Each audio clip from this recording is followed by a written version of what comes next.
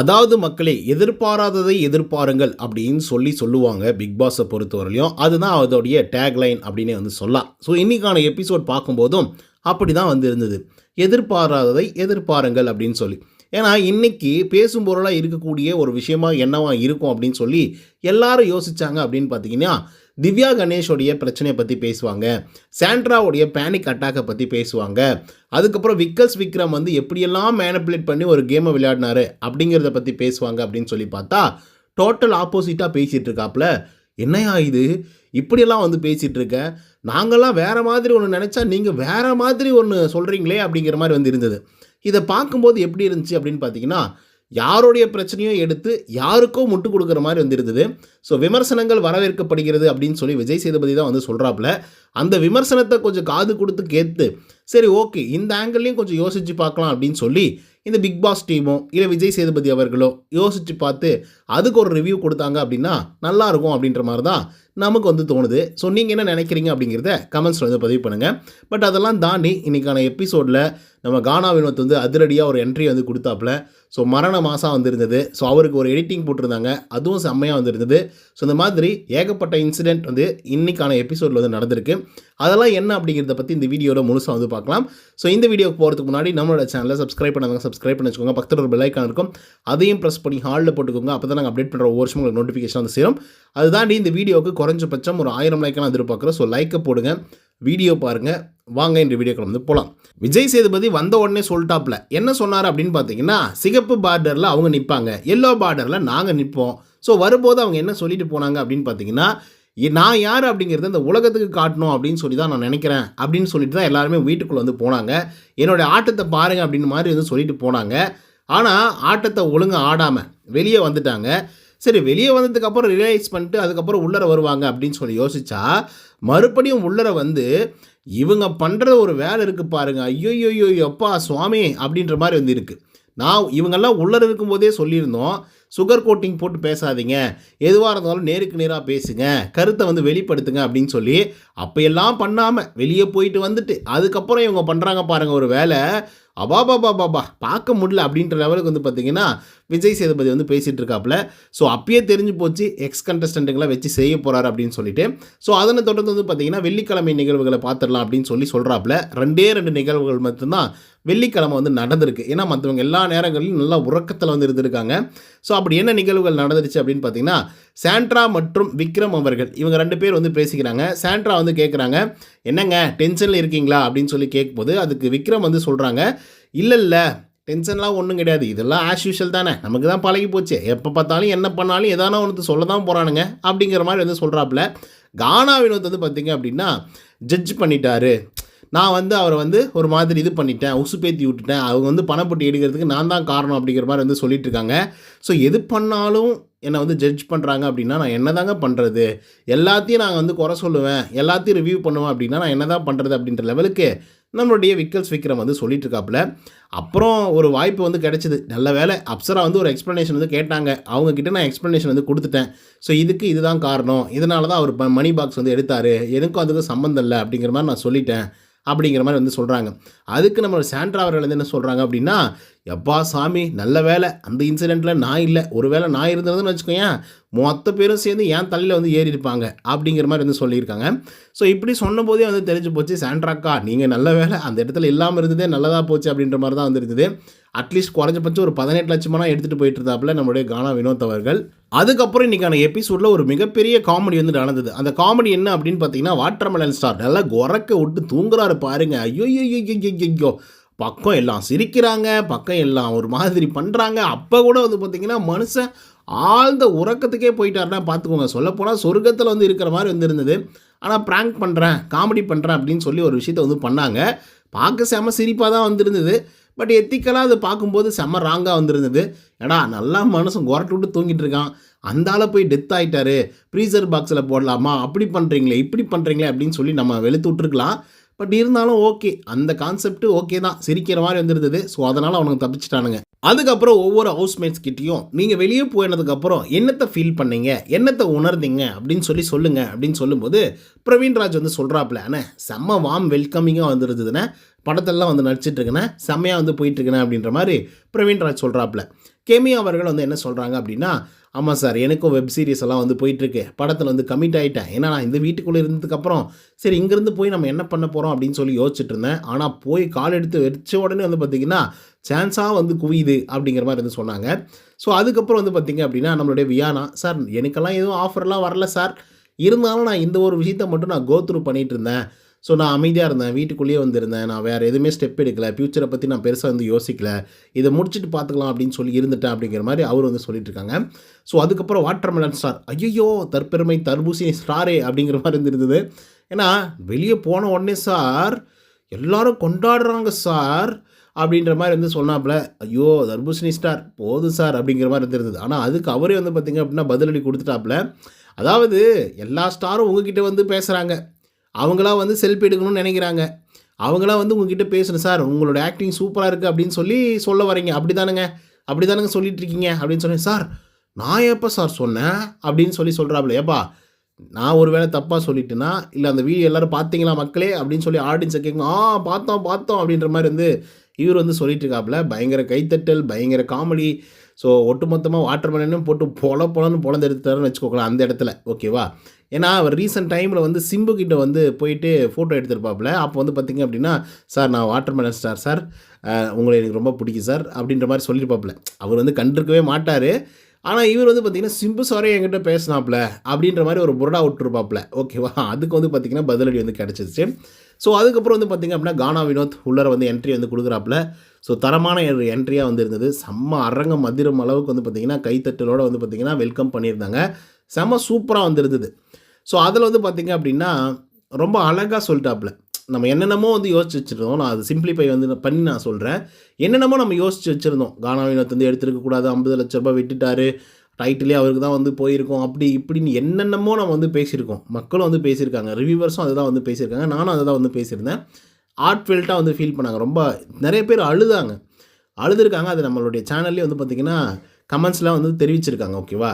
But இருந்தாலும் வினோத்தோடைய point of view அப்படின்னு ஒன்று வந்து இருக்குல்ல, என்னால் அதெல்லாம் வந்து யோசிக்க முடியாது, ஓகேவா. ஏன்னா 10 நாள் கழித்து அதுக்கப்புறம் வரக்கூடிய பிரியாணியை பற்றி நான் யோசிப்பேனா, இல்லை கண்ணு முன்னாடி அவ்வளோ பசியோடு நான் இருக்கேன், திடீர்னு வந்து கஞ்சும் கூழும் வந்து வருது அப்படின்னா நான் பிரியாணியை பற்றி யோசிப்பேனா, இல்லை கஞ்சும் கூழை பற்றி வந்து யோசிப்பேனா. எனக்கு கஞ்சி கூழ் தான் முக்கியம். இப்போ நான் வந்து சர்வைவ் ஆகிறதுக்கு, இப்போ நான் சாப்பிட்ணும் அப்படின்னா கஞ்சோ கூழோ கிடைச்சா போதும் அப்படின்னு சொல்லி மட்டும் தான் நான் நினச்சேன். 10 நாளைக்கு அப்புறம் என்ன வேணாலும் நடக்கல சார், இந்த ஒரு வாரத்தில் என்ன வேணாலும் நடக்கல சார், அந்த மாதிரி ஏதாவது ஒன்று நடக்குது அப்படின்னா நான் என்ன சார் பண்ண முடியும், கடைசியாக இதுவும் இல்லாமல் போயிடல சார் அப்படின்ற மாதிரி அவர் சொன்னார். ஸோ அதாவது அவர் கிளியராக சொல்கிறாங்க மக்களே. ஏன்னா ஒரு வாரம் இருக்குது, அந்த ஒரு வாரத்தில் என்ன வேணாலும் நடக்கலாம், எப்படி வேணாலும் நடக்கலாம். ஏன்னா பிஆர் ஆக்டிவிட்டீஸ் நிறைய இருக்குது. ஒருத்தரை போட்டு டேமேஜ் பண்ணணும் அப்படின்னு நினச்சிட்டானுங்களா, போட்டு கிளின்னு வந்து கிழிச்சிடறாங்க. நீங்கள் சொல்லவே தேவையில்லை. சோசியல் மீடியாவை திறந்து பாருங்கள், ஒருத்தரை போட்டு அடின்னு வந்து அடிப்பானுங்க, பயங்கரமாக வந்து அடிப்பானுங்க. அந்த மாதிரி வந்து பார்த்திங்கன்னா நிறைய விஷயத்தை வந்து பண்ணுவாங்க, ஓகே. ஸோ அப்போது என்ன வேணாலும் நடக்கலாம், ஃபைனல் வீக் இல்லையா, என்ன வேணாலும் நடக்கலாம். திடீர்னு வந்து அந்த 2 நாள் என்ன வேணால் மாறலாம். எப்பா போன வாரம் வந்து பார்வதியும் கமருதினும் ரெட் கார்டு வாங்கிட்டு போவாங்க அப்படின்னு சொல்லி நம்ம என்ன நினச்சா பார்த்தோம் சொல்லுங்கள், நீங்கள் யோசிச்சு பாருங்கள். ஸோ அந்த மாதிரி ஏதாவது ஒன்று நடக்கிறதுக்கான வாய்ப்புகள் இருக்குது. இன்கேஸ் நீங்கள் யோசிச்சு பாருங்கள், உள்ளே இருக்கக்கூடிய பாலிடிக்ஸ் காரணமாக இல்லை வேறு ஏதாவது ஒரு ரீசனுக்காக வந்து பார்த்திங்கன்னா கானா வினோத்துக்கு வந்து கொடுக்க வேண்டாம் அப்படின்னு சொல்லி டீம்ஸ் வந்து நினச்சிருக்காங்க அப்படின்னு வச்சுக்கோங்களேன். ஏன்னா எல்லாமே மக்கள் டெசிஷன் பிரகாரமே வந்து போகலாம், அதனால நீங்கள் புரிஞ்சுக்கோங்க, ஓகேவா. அப்படி இருந்திருந்தாங்க வந்து பார்த்திங்க அப்படின்னா வாட்டர்மெலன் ஸ்டாரோ, அதுக்கப்புறம் கனி அக்கா அவர்களோ, இல்லை மற்ற ஆட்களும் வந்து பார்த்திங்கன்னா ரொம்ப இம்ப்ரெசிவாக இருந்த ஆட்கள்லாம் வந்து எவிக்ட் ஆகி வெளியவே போயிருந்திருக்க மாட்டாங்க, கரெக்டு தானே. ஆனாலும் எவிக்ட் பண்ணி வெளியே அனுப்பிச்சாங்கல்ல.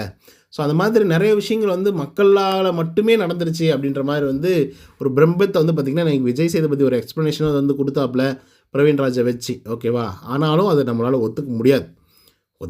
நமக்கு வந்து கண்பட தெரியுது யார் எப்படி வந்து வேலை செய்கிறா, யார் எப்படி வந்து விளையாடுறாங்க, யார் வந்து எப்படி பாயிண்ட்டாக பேசுகிறாங்க, ஸோ யார் எப்படி அந்த கேமை அணுகுறாங்க அப்படிங்கிறதெல்லாம் நம்ம கிளியராக பார்த்துட்ருக்கோம். ஸோ அப்படி இருக்கும்போது நம்மள்கிட்டருந்து அவங்களாலே பெருசாக எக்ஸ்கேப் வந்து ஆக முடியாது அப்படின்றத மட்டும் தான் நம்மளால் சொல்லிக்க முடியும்.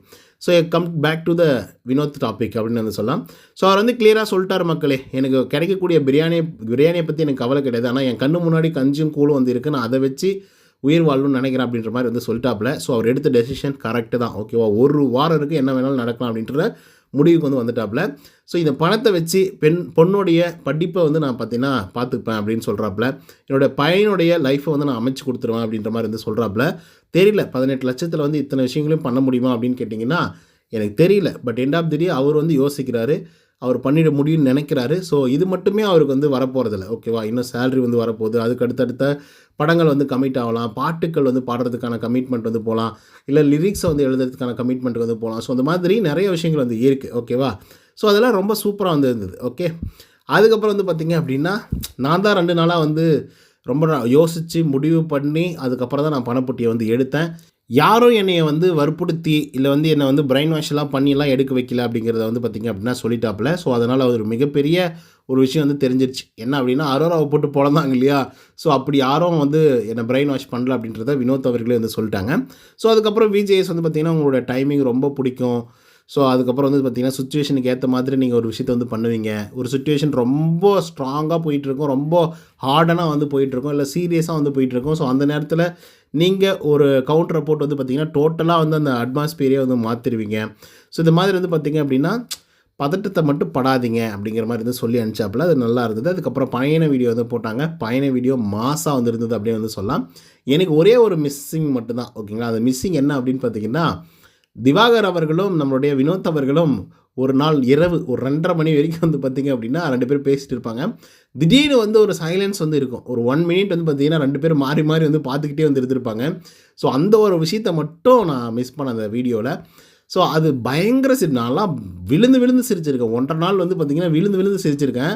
ஸோ அப்படிப்பட்ட ஒரு விஷயம் அது, ஓகேங்களா? அது வந்து வரல அப்படின்றது மட்டும் தான் எனக்கு வந்து வருத்தம். ஆனால் இன்னொரு முக்கியமான விஷயம், கமருதீன் உள்ளர வந்தாப்பில்லைங்க பாருங்கள், அந்த குறும்படத்தில் அட்டா என்னங்க கைத்தட்டல், என்னங்க கத்துறானுங்க, செம்ம பயங்கரமாக வந்துருந்தது அந்த மூமெண்ட்டு. பார்வதியை போட்டு இவர் தெறிக்க விட்டார் பாருங்க, அந்த மூமெண்ட்டுக்கு வந்து பார்த்திங்கன்னா செம்ம சவுண்டு. கமருதீன் ஸ்க்ரீனில் வந்தோடனே கிழிச்சிட்டாங்க, வேறு மாதிரி சம்பவம் பண்ணிட்டாங்க. ஸோ அந்த மாதிரி நல்ல பயண வீடியோவோட நல்ல ஒரு கிஃப்டெல்லாம் வந்து கொடுத்து அதுக்கப்புறம் அவங்க பாக்கியா அவர்களையும் வந்து பேச வச்சாங்க. பாக்கியா கிளியராக சொல்லிட்டாங்க, எங்களுக்கு இது போதுங்க, மனசார நாங்கள் ஏற்றுக்கிறோம், எங்களுக்கு எந்த விதமான ஹெசிடேஷன்ஸும் இல்லை அப்படின்ற மாதிரி அவங்க வந்து சொல்லிட்டாங்க. ஸோ அதனால் இதுக்கப்புறமும் நோ மோர் ஃபீலிங்ஸ் ஃபார் கானா வினோத் அப்படின்னு தான் வந்து சொல்லணும். ஏன்னா அது அவங்களுக்கு தெரியும் எது வரைக்கும் நமக்கு ஹாப்பி இருக்குது, எதனால் நம்ம சந்தோஷமாக இருக்க போகிறோம் அப்படிங்கிறது அவங்களுக்கு தெரிஞ்சிடுச்சு. ஸோ அதனால் போதும் அப்படின்னு நினைக்கிற மனப்பான்மை அப்படிங்கிறதே ஒரு பெரிய விஷயம். ஸோ தயவுசெய்து அதை அக்செப்ட் பண்ணுங்கள். நம்மக்கிட்ட அது இல்லை அப்படின்றதுக்காக கானா வினோத் வந்து அது மாதிரி இருக்கக்கூடாது அப்படின்னு சொல்லி நினைக்கிறதே ஒரு க்ரைம் மாதிரி தான் நான் பார்க்குறேன். ஸோ அவர் வந்து லிட்ரலாக 18 லட்சம் எனக்கு போதுங்க அப்படின்ற ஒரு மனப்பான்மையோடு வந்து இருக்கார்ல, அது வேறு மாதிரிங்க. அப்படி எல்லாராலையும் வந்து இருந்துடவும் முடியாது. அது நாட் ஒன்லி பணம், எல்லாத்துக்காகவுமே வந்து பார்த்திங்கன்னா அப்படி இருக்கவும் முடியாது. ஒன்று வந்துச்சுன்னா இன்னொன்று சேரணும், இன்னொன்று வந்துச்சுன்னா இன்னொன்று சேரணும் அப்படின்னு சொல்லி தான் நம்ம வந்து யோசிப்போம். போதும் அப்படிங்கிற ஒரு மனப்பான்மை வந்துருச்சுன்னு வச்சுக்கோங்களேன், அது வந்து என்ன சொல்கிறது, போதும் என்ற சொல்லே வந்து பொன் செய்யும் மருந்து அப்படின்ற மாதிரி வந்து சொல்லுவாங்க, ஓகேவா? ஸோ அந்த மாதிரி போதும் அப்படின்னு நினச்சிட்டிங்க அப்படின்னா உங்கள் வாழ்க்கை வந்து நிம்மதியாக இருக்கும் அப்படின்னு நான் நினைக்கிறேன். ஏன்னா ஒரு கட்டத்தில் வந்து இல்லை இது சின்ன வீடாக இருக்குது, அது இன்னும் கொஞ்சம் பெரிய வீடாக வந்து கட்டணும், கார் வந்து சின்னதாக இருக்குது, இல்லை பைக் இல்லை பைக் ஒன்று வாங்கணும், இல்லை பைக் வேணாம் கார் வாங்கலாம், காருக்கு பெரிய காராக வாங்கலாம், அதை விட அதிக ரேட்டை கொடுத்து வாங்கலாம், லக்ஸரியாக வாங்கலாம் அப்படின்னு சொல்லி ஒன் ஆஃப்டர் ஒன் அப்படின்னு சொல்லிட்டு நம்ம போயிட்டே வந்திருப்போம். ஸோ அந்த மாதிரிலாம் இல்லாமல் இது போதுங்க, எனக்கு ஒரு சின்ன வீடோ இல்லை பெரிய வீடோ, ஒரு கார், ஒரு பைக்கு, ஒய்ஃபு, 2 குழந்தைங்க போதுங்க, இந்த லைஃப் போதும், ஒரு நிரந்தரமான ஒரு வேலை அப்படின்ற ஒரு மனப்பான்மையோடு இருக்கக்கூடிய ஆட்கள் நிஜமாகவே சொல்கிறேன் சந்தோஷமாக இருந்திருக்காங்க. நம்ம தான் வந்து பார்த்திங்க அப்படின்னா இது இல்லை, இதை விட பெருசா, இதை விட பெருசா, இதை விட பெருசா அப்படின்னு சொல்லி அடுத்தடுத்த கட்டங்களுக்கு நம்ம போகும்போது லிட்டரலாக வந்து சொல்கிறேன், அது நமக்கு மிகப்பெரிய அளவில் வாழ்க்கைக்கே பயங்கரமாக அடி விழுற மாதிரி இருந்திருக்கும். ஸோ இந்த ஒரு பாடத்தை வந்து நான் வினோத்கிட்ட இருந்து நான் கற்றுருக்கேன். இருக்கிறத வச்சு சந்தோஷப்படுங்க, இதனால் நான் சந்தோஷப்பட முடியும் அப்படின்னு சொல்லி அவர் நம்புறாருல, சத்தியமாக சொல்கிறேன், அவர் நம்பிக்கையாக நல்லா இருப்பார் அப்படின்னு நான் நினைக்கிறேன். ஸோ அதுக்கப்புறம் வந்து பார்த்திங்க அப்படின்னா செம்ம காமெடியாக தான் வந்து போயிட்டு இருந்தது. அதுக்கப்புறம் மக்களுக்கு பயங்கர ஒரு இம்ப்ரெஷனாக வந்து இருந்தது என்ன அப்படின்னு பார்த்தீங்கன்னா, இந்த பேனிக் அட்டாக் பற்றி வந்து பேசுவாங்க, அதுக்கு ஒரு விளக்கம் வந்து கொடுப்பாங்க அப்படின்ற மாதிரியும், அதே போல் விக்ரம் பண்ண நாடகத்தெல்லாம் வந்து எக்ஸ்போஸ் பண்ண போகிறாரு. ஏன்னா உள்ளே இருக்கக்கூடிய கண்டஸ்டண்ட்டுகளும் அதை தானே வந்து சொல்கிறாங்க, எக்ஸ் கண்டஸ்டண்ட்டுகளும் அதை தானே வந்து சொல்லிட்டு இருக்காங்க. ஸோ கண்டிப்பாக அதை கேட்டு வந்து அவர் பொலன்னு வந்து பொழக்க போகிறாரு அப்படிங்கிற மாதிரி வந்து பார்த்திங்க அப்படின்னா இருந்தது. ஆனால் அங்கே நடந்த சீனே வந்து வேறு. ஃபஸ்ட்டு வந்து பிரவீன்ராஜை போட்டு பொலன்னு வந்து பொழக்கிறாப்புல. பிரவீன்ராஜ் வந்து உள்ளர வந்ததுக்கப்புறம் என்ன சொல்லியிருப்பார் அப்படின்னு பார்த்தீங்கன்னா, நீங்கள் உங்களுடைய மனசுக்குள்ளே இருக்கக்கூடிய மனசாட்சியை வந்து நீங்கள் அழிச்சிட்டிங்க, உங்களுடைய மனிதம் அப்படின்றத வந்து அழிச்சிட்டிங்க, அதெல்லாம் தாண்டி நீங்கள் வேறு ஒரு உருவமாக வந்து இருக்கீங்க இந்த கேமுக்காக அப்படிங்கிற மாதிரி வந்து சொல்லியிருப்பாங்க. ஹியூமனிட்டியை டோட்டலாக வந்து பார்த்திங்க அப்படின்னா அழிச்சிட்டிங்க உங்ககிட்ட இருக்கக்கூடிய ஹியூமனிட்டி அப்படின்ற மாதிரியும் சொல்லியிருப்பார். ஸோ இதுக்கே வந்து பார்த்திங்கன்னா அப்பயே கானா வினோத் வந்து பார்த்திங்கன்னா எதிர்ப்பு தெரிவிச்சிருப்பாப்ல. டேய் நீயே அப்படி தாண்டா வந்து இருந்த, நீ வந்து அவங்களுக்கு வந்து விமர்சனம் வந்து சொல்ல வரியா அப்படின்ற மாதிரி வந்து பார்த்திங்கன்னா அவர் வந்து அப்பயே தெருக்கி விட்டுருப்பாப்புல. நம்மளுடைய பிரவீன் காந்தி வந்து பார்த்திங்கன்னா இல்லை நீங்கள் சொன்னது வந்து தப்புங்க, இப்படி வந்து சொல்லிடக்கூடாது, அது வந்து தப்பு அப்படின்ற மாதிரி வந்து சொல்லியிருப்பாப்புல. ஸோ இதை பற்றின ஒரு எக்ஸ்ப்ளனேஷன் வந்து பார்த்திங்க அப்படின்னா பிரவீன் காந்தி கிட்ட கேட்குறேன், சாரி பிரவீன் ராஜ் கிட்ட வந்து கேட்குறாங்க. ஸோ அப்போ பிரவீன் ராஜ் வந்து என்ன பதில் சொல்கிறார் அப்படின்னு பார்த்தீங்கன்னா, இல்லை சார் எனக்கு 1 or 2 impressions, sorry 1 or 2 situations வந்து பார்க்கும்போது எனக்கு அப்படி தான் வந்து இருந்தது அப்படின்னு வந்து சொல்கிறாங்க. ஸோ அப்போது அதுக்கு ஒரு எக்ஸ்ப்ளனேஷன் வந்து கேட்கும்போது அதுக்கு ஒரு எக்ஸ்ப்ளனேஷன் அது வந்து கொடுக்குறாப்புல. இல்லை சார் எல்லாருமே அந்த கேமுக்காக தன்னைத்தானே மாற்றிக்கொண்டு தன்னுடைய ஹியூமனிட்டியை வந்து அழிச்சிட்டு வேறு ஒரு உருவமாக எந்திரிச்சு நிற்கிறாங்க சார், அதுதான் சார் நான் சொன்னேன் அப்படின்னு சொல்லி ஒரு சில இன்சிடெண்ட்டும் வந்து பார்த்திங்கன்னா சொல்லி எக்ஸ்ப்ளனேஷன் வந்து கொடுக்குறாப்புல. அது கனெக்டபுளாகவும் இருந்தது. ஓகே, ஒரு 50% கனெக்டபுளாகவும் இருந்தது. அவர் சொன்னதில் ஆமாம் இல்லை, அவர் சொல்கிறதுல ஒரு நியாயம் இருக்குல்ல அப்படின்னு யோசிக்கிற அளவுக்கு வந்து இருந்தது. பட் அது விஜய் சேதுபதி அவர்கள் டோட்டலாக வந்து நிராகரிக்கிறார். ஏன்னா வீக்லி நாங்கள் வந்து ஒரு அட்ரஸ் பண்ணுறோம், நீங்கள் பண்ணுறது தப்பு, நீங்கள் பண்ணுறது சரி அப்படின்றதெல்லாம் வந்து நாங்கள் சொல்கிறோம். இதே பிரவீன் ராஜ் வந்து எவிக்ட் ஆகி வெளியே போகும்போது நாங்கள் ரொம்ப ஃபீல் பண்ணோம், ஒரு நல்ல கண்டஸ்டன்ட் ஆனால் ஓட்டு இல்லை, அதனால் எவிக்ட் ஆகி வெளியே போகிறாரு அப்படிங்கிற மாதிரி நாங்கள் ஃபீல் பண்ணோம். ஸோ இந்த மாதிரி வாரம் நாங்கள் வந்து ஒரு ரிவ்யூ கொடுத்துட்டு தானே வந்து இருக்கோம். ஸோ அப்போ நாங்கள் ஏதோ ஒரு இடத்துல ஏதோ ஒரு விஷயத்தில் வந்து நாங்கள் மிஸ் பண்ணிகிட்ருக்கோம். அப்போ அந்த ஒரு விஷயத்தை தான் நீங்கள் எடுத்து பேசுகிறீங்க, ரிவ்யூவை தானே இங்கே வந்து கொடுக்குறீங்க, ஹியூமனிட்டியை இழந்துட்டீங்க அப்படின்ற மாதிரி நீங்கள் சொல்கிறீங்களா, அது எந்த விதத்தில் சொல்லுங்கள் அப்படின்னு சொல்லிக்கிட்டே இருக்காரு. இவரும் முயற்சி பண்ணிக்கிட்டே வந்திருக்காரு. இதுதான் அப்படிதான்னு சொல்லி இவரும் சொல்லிக்கிட்டே இருக்காரு. அது ஒரு 10 நிமிஷமாக வந்து போய்கிட்டே வந்திருக்கு. ஸோ எபிசோட்லேயே அவ்வளோ தூரம் அப்படின்னு பார்த்தீங்கன்னா நீங்கள் லைவ்லலாம் பார்த்துருந்தீங்க அப்படின்னா அது இன்னும் நிறைய நேரங்கள் வந்து போயிருக்கும் அப்படின்னு நான் நினைக்கிறேன். பட் எண்ட் ஆஃப் தி டே வந்து பார்த்திங்கன்னா விஜய் சேதுபதி சொல்கிறது தான் சரி, பிரவீன் ராஜ் தப்பு அப்படின்றத உணர வச்சிருக்காரு அப்படின்னு நான் நம்புகிறேன்.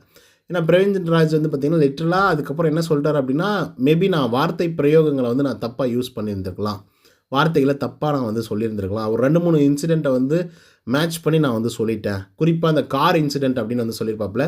ஸோ அப்போ வந்து விஜய் சேதுபதி அந்த கார் இன்சிடெண்ட்டை பற்றி பேசின உடனே வந்து பார்த்திங்க அப்படின்னா விஜய் சேதுபதி வந்து ஸ்டாப் பண்ணிட்டு என்ன சொல்லிட்டார் அப்படின்னா, இப்போ அங்கே அந்த 2 பேர் இங்கே இருக்காங்களா, இல்லை அப்போ அதை பற்றி பேசாதீங்க அப்படின்னு சொல்லிட்டாப்புல. வெரி சிம்பிள், முடிச்சு விட்டாப்புல, அதை பற்றியும் பேசக்கூடாது.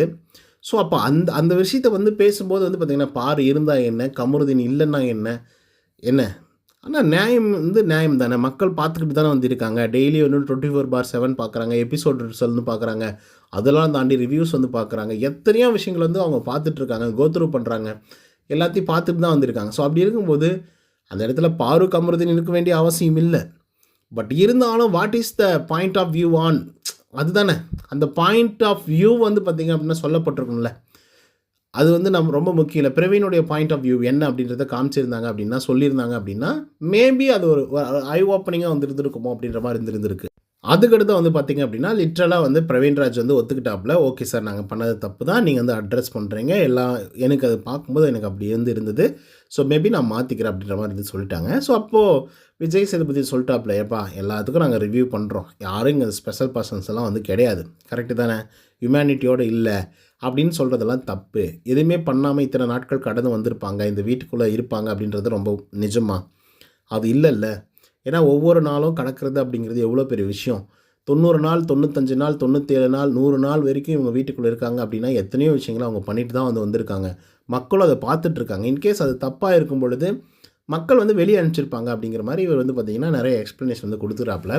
ஸோ எனக்கு இந்த இன்சிடெண்ட்லேருந்து என்ன விஷயங்கள் வந்து புரியுது அப்படின்னு பார்த்தீங்கன்னா, டேப்பா அப்படி ஏதாவது நடந்திருந்தால் நாங்களே வந்து பேசியிருப்போம், என்ன நீங்கள் ரிவ்யூவர்ஸோ இல்லை வந்து மக்களோ இது இப்படி நடந்துருச்சு, அது அப்படி நடந்துருச்சு, ஒரு சின்ன ஸ்மைலை வச்சு என்னென்னமோ பேசுகிறாங்க, ஸோ அப்படி நாங்களே வந்து பேசியிருப்போம், எதுவாக இருந்தாலும் நாங்கள் பேசல அப்படின்னா அந்த இடத்துல அப்படி ஒரு பாயிண்ட் ஆஃப் வியூ இல்லை அப்படின்றத வந்து நம்மக்கிட்ட சொல்ல ட்ரை பண்ணுறாப்புல விஜய் சேதுபதி. அதனால் மனசெல்லாம் நீங்கள் போட்டு குழப்பிக்காதீங்க, நாங்கள் என்ன காட்டுறோமோ நாங்கள் என்ன கேட்குறோமோ அதை பற்றி மட்டும் பேசுங்க, நீங்கள் புதுசாக ஒரு பாயிண்ட் ஆஃப் வியூவை கொண்டு வராதிங்க அப்படிங்கிறத மட்டும்தான் அவர் வந்து கன்வே பண்ணார், ஓகேவா. ஸோ இது யாருக்காக வேணாலும் இருந்திருக்கலாம், சாண்ட்ராவுக்காக வந்து இருந்திருக்கலாம், இல்லை திவ்யாவுக்காக பேசியிருந்திருக்கலாம், விக்ரம்காக கூட வந்து பேசியிருக்கலாம், பட் அவர் பொதுவாக தான் வந்து சொன்னார். பட் அதில் எனக்கு உடன்பாடே வந்து கிடையாது, ஓகேவா. ஏன்னா இங்கே டிஃப்ரெண்ட் ஆஃப் ஒப்பீனியன்ஸ் வந்து இருக்குது, டிஃப்ரெண்ட் ஆஃப் பெர்ஸ்பெக்டிவ் அப்படின்றது ஒன்று இருக்குது, டிஃப்ரெண்ட் ஆஃப் வேர்ட்ஸ் அப்படிங்கிறது வந்து இருக்குது, ஓகேவா. ஸோ அது வந்து எப்படினாலும் இருக்கலாம். இப்போது ஒருத்தர் தப்பு பண்ணிட்டாங்க அப்படின்னா இவங்க இந்த காரணத்துக்காக தப்பு பண்ணிட்டாங்க அப்படின்னு ஒரு சிலர் பேசலாம். சில பேர் என்ன காரணமாக இருந்தாலும் இப்படி அவங்க பேசியிருக்கலாமா அப்படின்னு சொல்லி, இப்படி செஞ்சுருக்கலாமா அப்படின்னு சொல்லி பேசுகிறவங்களும் இருப்பாங்க. இன்னொருத்தவங்க வந்து இதெல்லாம் தேவையில்லாத ஒரு ஆணி அப்படின்னு பேசலாம். அப்போ இன்னொருத்தர் வந்து இல்லை 2 பேர் மேலேயும் தப்பு இருக்குது, இவங்க இப்படி பேசினாங்க அதனால இவங்க இப்படி பேசுனாங்க அப்படின்ற மாதிரி வந்து பார்த்திங்கன்னா பேசுவாங்க. ஸோ இந்த மாதிரி நம்பர் ஆஃப் பெர்ஸ்பெக்டிவ் அப்படிங்கிறது வந்து சேஞ்ச் ஆகிக்கிட்டே வந்து இருக்கும். அவங்க என்ன கோணத்தில் அந்த பிரச்சனையை அணுகுறாங்க, எப்படி பார்க்குறாங்க அப்படிங்கிறது தான் விஷயம். ஸோ எங்கள் விஜய் சேதுபதி அவர்கள் வந்து ஒரு விஷயத்தை பற்றி அட்ரஸ் பண்ணுறாரு அப்படின்ற ஒரே காரணத்துக்காகவும், அவர் இப்படி அட்ரஸ் பண்ணிட்டாரு அப்படின்ற ஒரு காரணத்துக்காகவும் அந்த ஒரு பிரச்சனையை நம்ம அப்படி தான் அணுகணும் அப்படின்றதெல்லாம் எந்த விதமான இதுவுமே கிடையாது. ஓகேவா? ஸோ இங்கே பெர்ஸ்பெக்டிவ் அப்படிங்கிறது மாறும். நீங்கள் 1000 யூடியூப் சேனல் பார்க்கலாம், ஓகே, 1000 ட்விட்டர் பேஜ் வந்து பார்க்கலாம். இதே பிக் பாஸை பற்றி எல்லாம் பேசிகிட்டு இருப்பாங்க, எழுதிட்டு இருப்பாங்க, இல்லை வீடியோ வந்து பதிவு பண்ணியிருப்பாங்க. ஆனால் ஒவ்வொருத்தரும் ஒவ்வொரு பெர்ஸ்பெக்டிவ் வந்து சொல்கிறாங்கல்ல. நீங்கள் டாப் 10 யூடியூப் சேனல்ஸ் நீங்கள் எடுக்கிறீங்க, பிக் பாஸை பற்றி ரிவ்யூ பண்ணுறாங்க அப்படின்னா, ஸோ அவங்களே வந்து பார்த்திங்கன்னா ஒப்பீனியன் சேஞ்ச் ஆகும். ஒரு சேனல் வந்து ஒருத்தருக்கு வந்து சப்போர்ட்டிவாக பேசும், இன்னொரு சேனல் வந்து இன்னொரு ஆளுக்கு வந்து சப்போர்ட்டிவாக பேசும். ஏன்னா அவங்க இந்த சைட்லேருந்து வந்து பேசும்போது இது நியாயமாக இருக்கும், அந்த சைட்லேருந்து அந்த பக்கம் பேசும்போது அவங்களுக்கு வந்து நியாயமாக இருக்கும். ஸோ இந்த மாதிரி பெர்ஸ்பெக்டிவ் மாறும், நியாயம் மாறும். ஸோ பேஸ்ட் ஆன் சிச்சுவேஷன்ஸ் தான் எல்லாமே மாற்றும். ஓகேவா? ஸோ அதனால விஜய் சேதுபதி சொல்கிறது எல்லாமே சரி அப்படின்றதையும் நம்ம வந்து சொல்லிட முடியாது. ஓகேவா? அதுக்கடுத்தா வியானா. ஸோ வியானா உள்ளர வந்தாங்க, சாண்ட்ரா கிட்ட வந்து சண்டை போட்டாங்க, எல்லாமே ஓகே. பட் விக்ரம் மேலே அவ்வளோ பெரிய அக்யூசேஷன் வந்து வைக்கிறீங்களே, என்ன காரணம்? அதாவது அவர் செஞ்சாக்கா அது யாருமே கேட்கறதில்ல அப்படின்னு சொல்கிறீங்களே, அது என்ன காரணம் அப்படின்னு சொல்லி கேட்குறாங்க. ஸோ அப்போ வியானா வந்து பார்த்திங்கன்னா சொல்கிறாங்க, ஆமாம் சார், இப்படி ஒரு டாஸ்க் வந்து வந்துச்சு, இந்த கோர்ட்டு டாஸ்க்கில் நான் ஜட்ஜாக இருக்கேன் அப்படின்னு சொல்லி நான் வந்து சொல்லும்போது, இல்லை அவங்க வந்து இருக்கக்கூடாது அப்படின்னு சொல்லி ப்ரொட்டஸ்ட்லேருந்து இறங்குனாங்க, போராட்டம் பண்ணாங்க. அதுக்கப்புறம் வந்து பார்த்திங்கன்னா பிக் பாஸ் இன்கேஸ் சொல்லியிருந்தாங்க, வேம்பா போப்பா அப்படின்னு சொல்லியிருந்தாரு அப்படின்னா இவர் உடனே ஒபே பண்ணியிருப்பாப்புல. ஸோ இவருக்கு வந்தால் ரத்தம், மற்றவங்களுக்கு வந்தால் தக்காளி சட்னி அப்படிங்கிற மாதிரி இவங்க வந்து சொல்கிறாங்க. ஆனால் லிட்ரலாகவே எனக்கும் தான் புரியல, ஏன் இதை வந்து சொன்னாங்க, என்ன ரீசனுக்காக இதை வந்து சொன்னாங்க, மற்றவங்களுக்கு ஒரு நியாயம், இவங்களுக்கு ஒரு நியாயம் அப்படின்னு சொல்லி இந்த இன்சிடெண்ட்டை வச்சு எப்படி ஒரு எக்ஸாமினேஷனோடு வந்து சொல்கிறாங்க அப்படின்றது சத்தியமாக எனக்கும் தான் புரியல. வியானா வீக் டேஸ் எல்லாம் நல்லா தான் பண்ணுறாங்க, வீக்கெண்ட் ஆனால் அப்படியே போட்டு சொதவிக்கிறாங்க, அப்படி தான் வந்து சொல்லி ஆகணும்.